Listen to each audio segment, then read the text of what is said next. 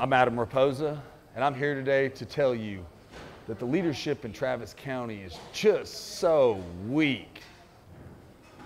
I am not trying to be a negative Nancy, and I'm not trying to suggest that nowhere is there any leadership in Travis County. What I'm telling you is the leadership that I see in Travis County is just so weak. Now let me tell you why.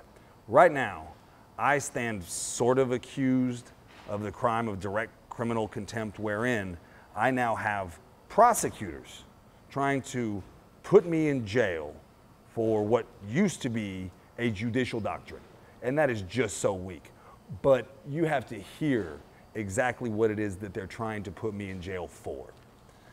March 27th of this year, I was in court for one of my clients, and I'm picking a jury like I always do about the range of punishment. It's one of the questions you have a right to ask, whether people can follow the law. And the law is you have to be able to consider the minimum, the maximum, and everything in between. So I explain to people, what does it mean to not be able to consider the minimum sentence? And what it means is if you know, you would never, ever be a part of assessing the minimum sentence. Then you know you can't consider it.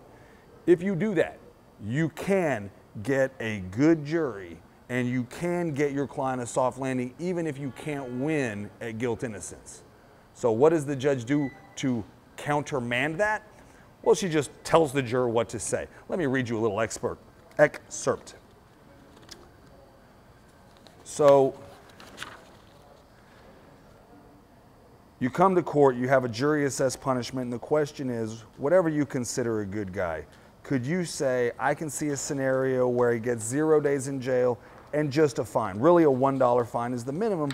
Or you say someone, I don't care, you're always getting jail time every time.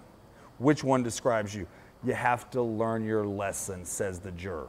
Obviously, this juror feels like DWI is a serious offense, that just a fine is never going to be enough punishment, which is a basis for a lawyer to say he can't consider the full range of punishment.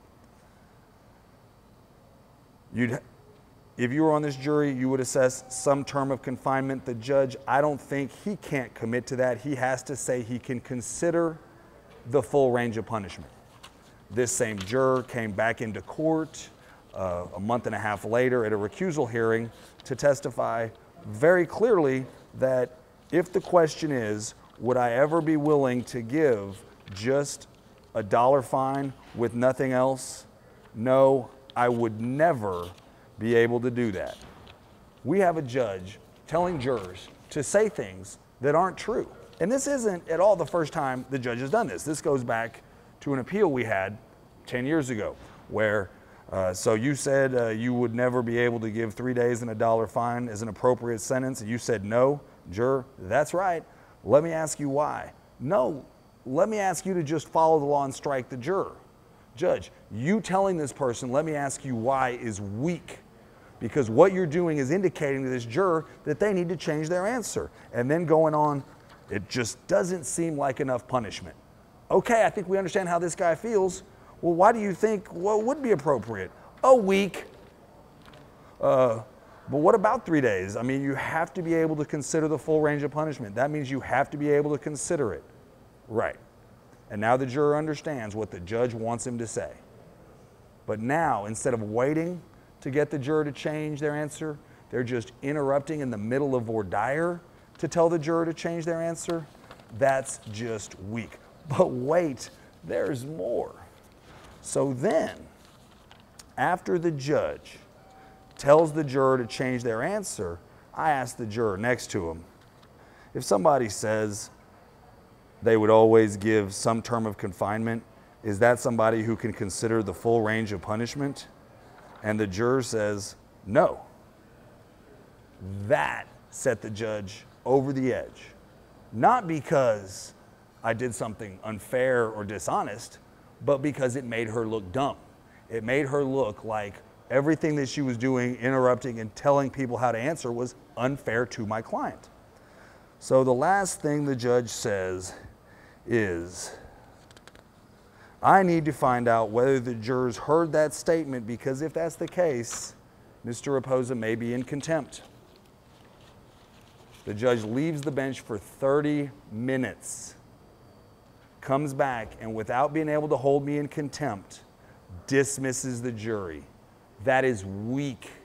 The reason she dismissed the jury was because she knew she could never come back into court and say, you know what, I was wrong. That was a permissible question. I was interrupting him.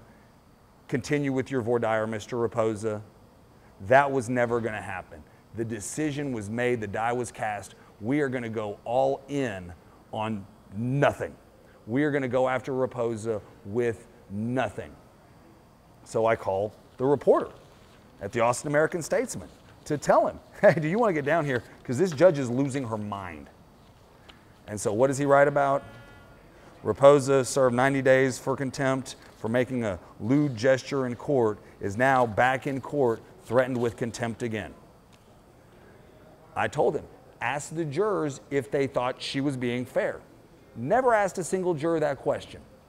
Then we have a recusal hearing a month later where 3 jurors from that panel testified to a different judge that they thought this nice lady was being unfair to my client. Again, the Statesman never reported a word of it. And that is just so weak. You're never going to see anything weaker than the Austin American-Statesman. But wait, there's more.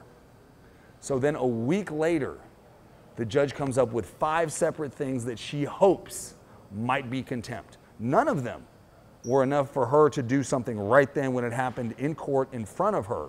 But a week later, she's asking some other judge to hold me in contempt for her, to do her job for her.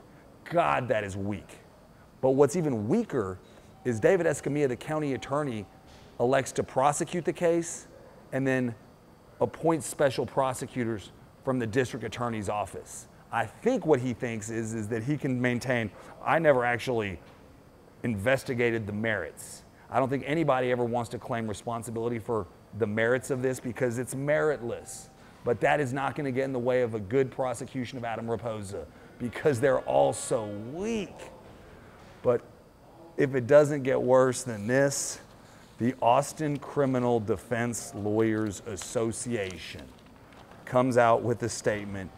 In light of contempt proceedings against Adam Reposa, the board of directors wishes to foster awareness of the challenges faced by defense counsel, and then refuses to publicly denounce the contempt proceeding, only saying that they don't endorse behavior that tends to disrupt the proper administration of justice or sanction conduct that is disrespectful to the court, but they remain responsible for and committed to zealous advocacy.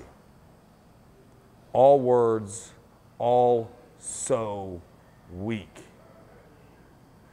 Now, July 20th, there is gonna be a shift, and we're gonna move away from weakness, and we're gonna move back to the law. 2 + 2 is 4, the truth. And we are going to Williamson County to have a hearing in the 368th District Court.